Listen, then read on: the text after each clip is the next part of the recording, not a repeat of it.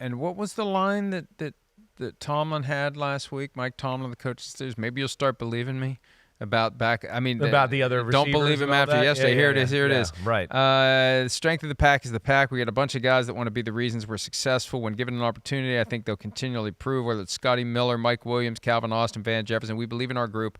I know I've said that to you guys repeatedly. Maybe you'll start believing me. After yesterday, there's really nothing about the Pittsburgh offense to believe in. The running game was horrible. Najee Harris had 14 yards. Jaylen Warren had 12 yards. Cordell Patterson had 9 yards. Justin Fields had 1 run for 8 yards.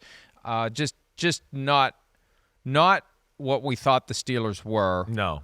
And everything that we thought the Eagles were. Yeah, yes, exactly right by that. And really, even on the Steelers, their 1 touchdown drive, to me that was even controversial. That was the Justin Fields runs for 12 yards. He slides way too late. They called a personal foul on the Eagles. I did not agree with that. I thought that was a bad call. No, that was bad in that moment. That's exactly the thing that, when Trevor Lawrence slid 2 weeks ago and got blown up by Azeez Al-Shire. What Fields did yesterday is exactly the kind of thing that everybody was up in arms about. Yes, right, and it was even later than Trevor Lawrence. But I'm saying Lawrence's wasn't late. Yes, right. This is exactly the play. Yes, and you're the right. punishment is you get blown up if you slide late, but the flag shouldn't have been thrown. No, it should not have been thrown, and that kind of jump-started that drive. There was the other field goal to start the game with the fumbled punt and return, and then another field goal by the Pittsburgh Steelers basically on a bad punt by the Eagles that just set them up in field goal range to get the field goal before the end of the half. So this is one where if they play in the Super Bowl and meet up again, the Steelers will have to change up the way they play, and this is a tough matchup for them.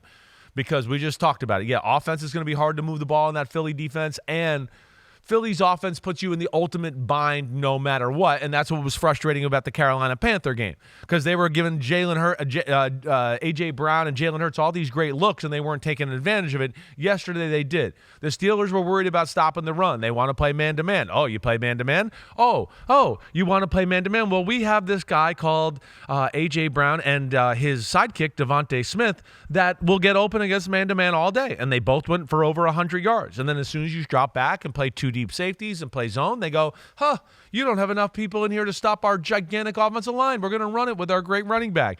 And it's as simple as that. But when they execute it and call it the right way and Jalen throws the ball to the right guy, I'll take the Eagles against anybody. Well, and you said something that caught my ear. If they get together again in the Super Bowl, that Steelers team we saw yesterday ain't going to the Super Bowl. No, I don't feel like they're not going to beat the Bills. Team. They're not going to beat the Chiefs. I hear you.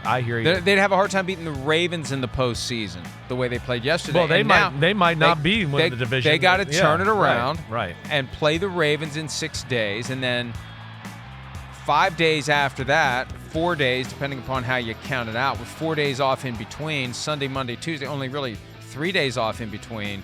You've got to play the Chiefs on Christmas Day. They may not win the division, and then they may have to go on the road. They may have to go to Houston for the opening round of the playoffs. And remember they went to Houston last year, and Houston kicked the crap out of them? Yeah, right. I do. So we'll see. Pittsburgh's got some things to work with and or things to work on. And I'm with you.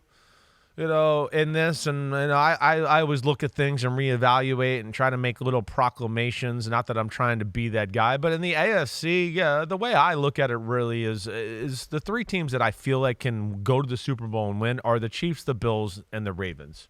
I feel like everybody else it's going to have to take a miracle or something unforeseen or somebody gets hurt along the way or one team totally just blows it in a big moment or whatever. But that to me is kind of how I feel in the AFC. The NFC is a little bit more wide open. If you're going to make a proclamation, you need to have a scroll. I think you have to have like a tube and you open up and you unroll a scroll. That's how you make a proclamation. I proclaim that the Bills and the Chiefs and the Ravens shall be the only teams that go to the Super Bowl in the AFC. That's very close to the Captain Andrew Luck voice. It is. Very close. And Big Phil.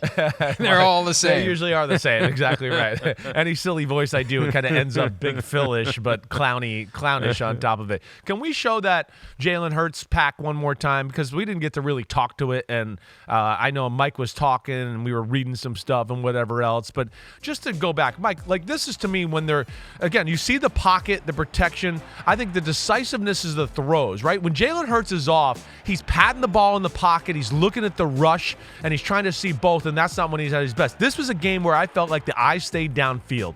Eyes downfield, and look how many throws he just, hey, 1, 2 little hops in the, boom, throw it. It wasn't dance, it wasn't let me look around, let me see if there's a bigger play. Here again, knows what he sees, puts the ball on the money.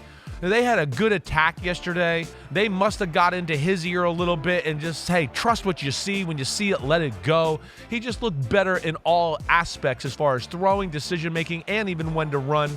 And then, of course, the patience in the pocket right there. That was phenomenal. And whatever the motivation was last week, whether it was calculated, whether it was spontaneous, it worked. It did. It worked. It did. If there were plays that you spotted where he wasn't running the offense, wasn't throwing the ball, wasn't pulling the trigger, between what A.J. Brown said after the game, what Brandon Graham said Monday night, all the cleanup on aisle 5 they had to do after that, it got the message through to Jalen Hurts that if you're letting some personal thing get in the way or whatever, look, you got one objective here, win enough games to get to the Super Bowl win it and put all that other stuff aside. And at least for 1 week, they put it aside. We'll see if they continue to keep it aside the rest of the regular season and, more importantly, into the postseason. Let's take a break. When we return, the Chiefs finally had a convincing victory. The problem is the price tag might be significant. That's next here on PFT Live, presented by Accenture.